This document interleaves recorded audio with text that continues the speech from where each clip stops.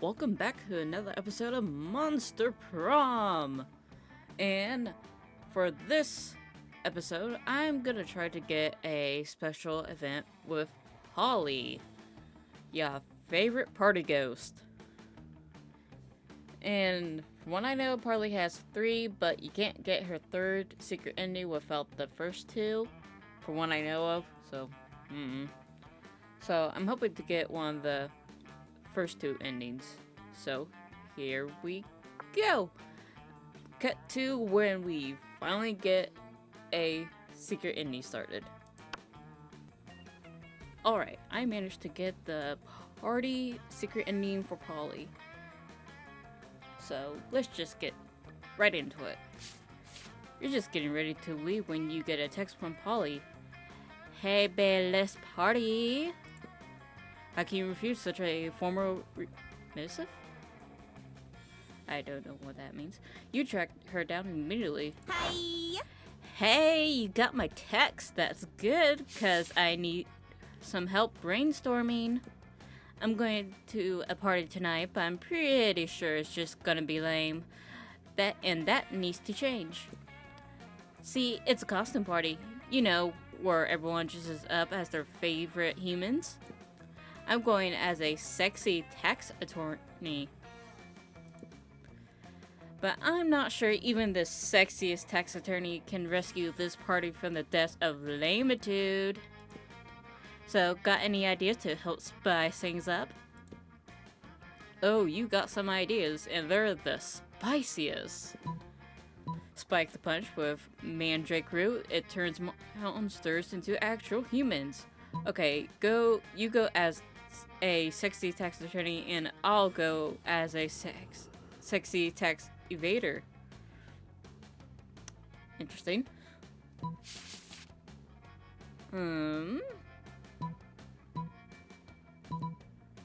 What are my things? Wow, a lot of my stats are either the same or lower. This one.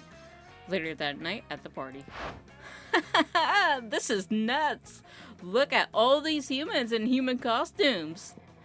Georgina, the party our girl, is totally just turned into a sumo wrestler. And Larry the Lich looks exactly like the former United States President Abraham Lincoln. Oh, Larry doesn't just look like Lincoln, he is Lincoln. He has all of Lincoln's memories up to the moment of his death. Oh, that's unfortunate. Every newly transformed human at the party comes complete with a full lifetime of memories, a childhood, family, friends, trauma. They all have no recollection of their lives as a monster and are all currently going insane from cognitive dissonance. Haha! Manny the Manicure has turned into a retired cop who is screaming for his estranged wife and 2 sons. Pranked! In about 4 hours, all these newly created people will revert to their previous forms, essentially murdering these new identities. LOL! In the meantime, you and Polly have a great time scaring the shit out of actual humans and streaming it online. You gain +2 creativity and 1 fun.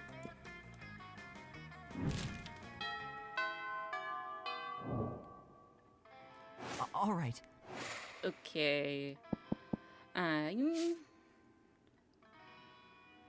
think I need boldness. That day you skipped class intending to spend the term in the bathrooms. But you encountered 3 wild hyenas on the way there. Are they being led by a lion? I mean, what? Who the fuck runs security here? Anyway, you subdue them with the help of a hair comb. God bless the monster scouts and all the idiotic scenarios that they prepare you for. By the time you get to the bathrooms, you totally gain +2 boldness.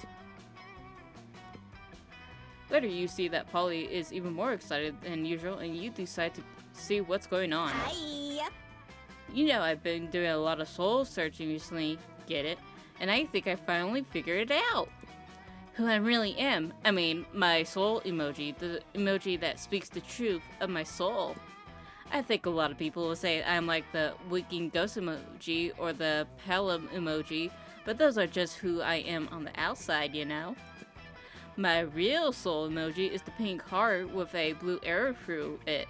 It's like, I'm sweet, right? But I also got a dark side. Plus, an arrow through the heart is how I was killed. What about you? What's your soul emoji? My soul emoji is a pink heart with a ribbon around it because that's right next to yours in the selection menu. My soul emoji is air horn, loud, proud, and big into hip hop. I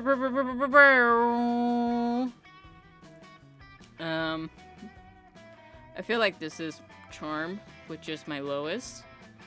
So I'm gonna go with this. Awesome, boo. Air horn, that's a great choice. Man, I love when I'm listening to a sick pop song and all of a sudden, air horn, air horn, air horn. It really keeps the party going. We really should hang out more. If you anything like an air horn, I bet you never get annoying. Air horns get annoying though. Yeah, you're air horn funny, which is a good thing. You gain +2 fun and +1 charm.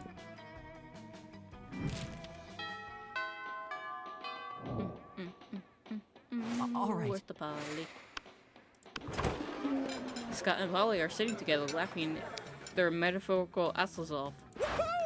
Woo, Damien! Do Damien! Grr, I'm Damien! Look at my stupid red face! I use violence to cover up the fact I've been brought up to revere a toxic version of masculinity which has alienated me from my own true emotions. Damn. Haha, you sound just like him! Okay, you do Vera.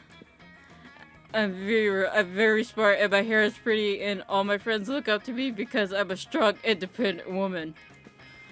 Scott, I'm not sure you understand how impressions work. I'm not Scott, I'm Vera. You could tell because I said my name just now. Okay, what about you, Oz? Got any good impressions? Just one, it's a real doozy.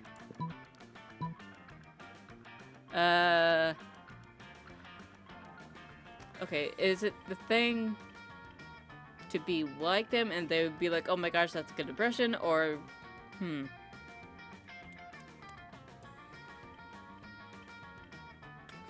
feel like maybe. Okay, good. I knew you were doing an impression of me because you said my name, but oh my god, that sounds exactly like him. It does? Yeah, remember that time we took impressions class together and we had to introduce ourselves? Oh yeah, I guess I did say woof woof, it's me, Scott, a dog boy who's bad at impressions. But I didn't yell like that. No. I'm sorry, are you the real Scott? There's two absolutely identical werewolves in front of me and I can't tell the difference. Polly insists on a smoochie contest to determine who the real Scott is. You end up winning in more ways than one.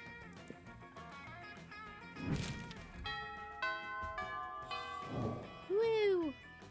All right. Oh, just... Oh, the cat girl's there. Outdoors then. That day during recess, you start a half-hour rave that goes full crazy. You have no idea how it escalates so much, but at one point there's like 300 people. Wow! Someone summons demons from a nightmare dimension. Consequences might destroy the fabric of reality itself, but who cares? It's a rad party. Big game, +2 fun. On your way out, you spot Potty. Yeah, totally Walter. You spot Polly still wearing the lab coat she stole from that human party the other night. She takes it off and throws it at you to get your attention. Hi. Yo, yo, yo! The human party convinced me I want to be a scientist, but not just any kind, a party scientist. What's a party scientist, you ask? Well, just a scientist who's dedicated to discovering the secret to the raddest party. Through a series of extremely scientific experiments, I aim to discover what exactly makes a party good, so I could distill whatever it is into a vial and drink it. Or, you know, just really dope parties all the time. Anyway, I'm going to a bar mitzvah tonight, and I need your scientific advice. What can we do to push this party over the edge? Chemistry. Would that be smart? The electric slide, but with actual electricity. Yeah. This is smart, but what would this be? Maybe fun? Or bold? Either or, that's higher than smart, so... It's fun! Later that night. Haha! Look at the dance! I don't know why I ever thought of this before. It's just basic science. Lighting gives life to Frankenstein. A Frankenstein is stitched together as massive sexy family limbs, which is also what a party is. Lighting the life of the party. What's that? You want to know who the bar mitzvah boy is? I don't know. I don't know any of these kids. Crushing the bar mitzvahs is the height of the party culture. You have so much fun, you forget to tell Holly she should have said Frankenstein's monster. You gain +2 fun and +1 charm. Woo! Okay. All right. Wow, look at my stats. Huh. All seven except for my bonus and my fun. So let's raise both of this up more. That day you skipped class just to hang out in the bathrooms because you respect no authority. While in the bathroom, you tell yourself in the mirror that you are so bold you will kill a tiny big-eyed turtle with your bare hands. That monster's ass will instantly give you +500 boldness. But come on, you're just talking to yourself in the mirror. What's the mirror in that? You know what? You can keep +2 boldness anyway for saying that to yourself out loud. Suddenly, you see Polly vomit ectoplasm all over her cell phone. You rush to help her. I just got my 97th hey as an opening line on a horny dating app TM. I just had to puke out of pure boredom. Hey, what am I supposed to do with hey? Whatever happened to reaching out to someone with a fierce dick pic? People are just copy-pasting hey and sending it to every monster that looks halfway interesting. What about you? Are you a hey person too? I hope not. If you read the horny date app TM profile of a fun-loving spectral delight such as myself, what would you say to me? You are beautiful. Ooh, I have to say that because of pun, but are you drugs? Because I want to do you all night long.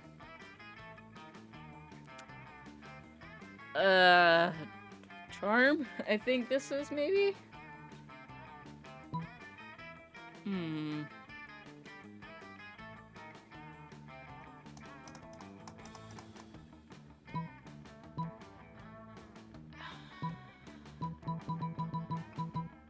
I'm just gonna hope for the best. Fudge. Well, I'm just gonna write this out. You would say I'm beautiful? Is that funny to you? You don't go around joking about a ghost death every first time you make contact.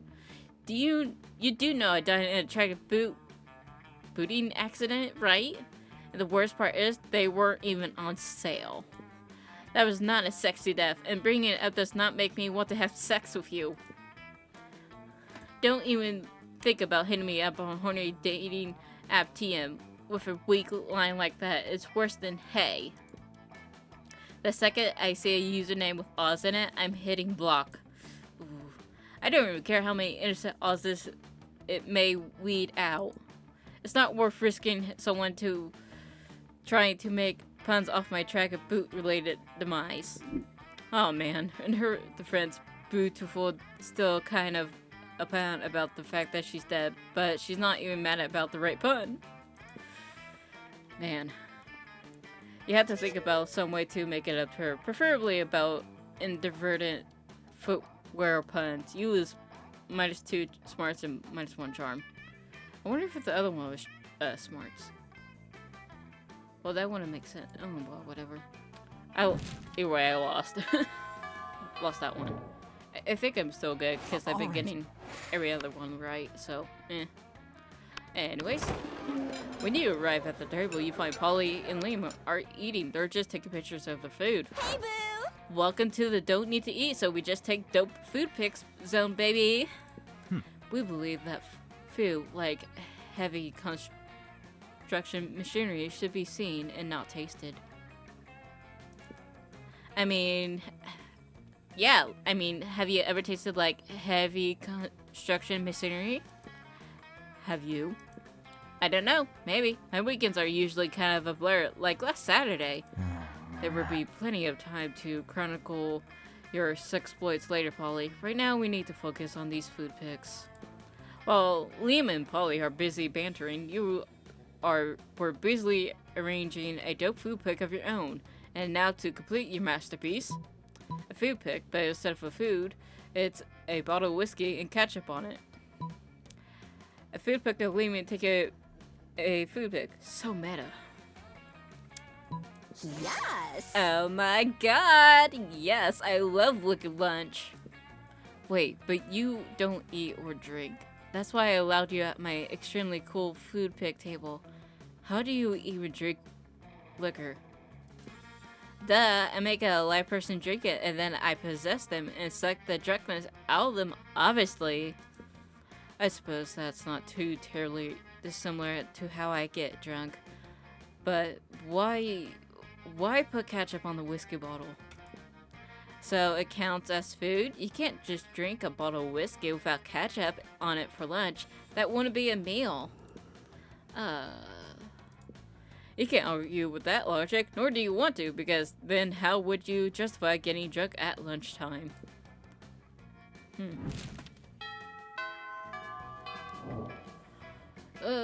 All right. I should be good on anything, so I'll just get more bonus, why not?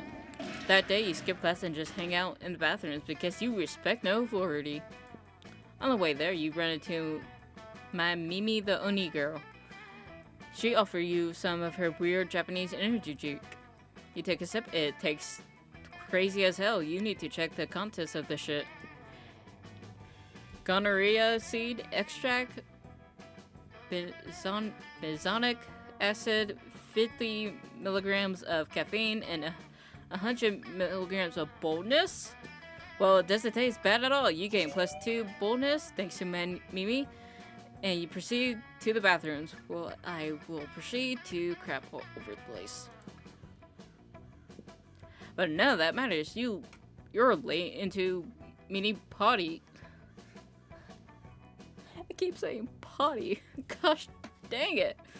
But no, that matters. You're late to meeting Polly for more party experiments. Hey, boo! Right, our research is progressing well so far, but we got a very limited sample size. I need to know that we can make any party the best, and not just some parties. So tomorrow morning, we're gonna crash a funeral. If we can make that fun, we can make anything fun. So brainstorm time. How can we put the fun back in funeral? Possess the body of the deceased, bringing him back to life for one last party. Bouncy castle. I mean, that would be fun, but doing this. Oh, later that night. Woo! That was awesome. I was totally inside that dude. And then they were just like, does anyone want to say a few words? And I was like, ooh, me. They totally freaked out. And then I was like, let's turn this funeral into a wedding. And I got married to like 11 people who were all widows now because I left that dude in the heap on the dance floor. But whatever, weddings rule. Hey, you know what? I think we're getting really close to the true formula for a rad party. You're the best science partner I ever had. You guess she hasn't had lots of science partners. You doubt she even knows what the real definition of science is, but she's too happy for you to correct her now. Come on, the party's still young. Let's go turn a all-night laundromat into an epic rave. All those washing machines don't know what hit them. You gain +2 creativity and 1 fun. Ugh. Ballet. Yep. All right. What? Prom? Of course, prom night will be another perfect opportunity to conduct our experiments and party science. So clever of you. That's why you're the best science partner. That's not what you meant, but sure, why not? Sooner than you expected, prom night is here and the two of you finally ready to crack the ultimate party formula. You freeze some wild animals, do a lot of ecstasy. You awaken the dead. You even do the dance of joy. Everything is perfect. You feel floaty and full of energy. You see beautiful shiny lights. You feel connected to everyone. Obviously, most of that is thanks to the ecstasy, but still, you feel like you conquered the night and put a flag with your names on it on the peak of life itself. Then dawn comes, and now you're on a hill by the sea watching the sun slowly coming up. No idea how you got there, but who cares? You're at peace watching the gentle tide of the morning when you realize Polly has her hand over yours. She looks at you. You're the perfect party, Boo. You know what, Oz? This might be the Molly talking, but I think I finally got it. All these parties have been wildly different, yet all of them have been the very best. I put a lot of thought into it, and I can only think of one thing they had in common. I think the formula to a perfect party must be sharing it with the right people. You don't answer. You just hold her hand as you spend the morning watching the sun slowly coming up over the sea together. Aww. Most likely to be a sleeper agent waiting for the code word. What doesn't kill you makes you stronger, but what does kill you is a sweet kick-ass ghost. Oh, Well, that's gonna be it for this video. Oh, I kind of like Polly. She's interesting. An interesting character to do a playthrough for. Anyways, that's gonna be it for this video. I'm Sparky Fire, and I'll see you next time. Bye!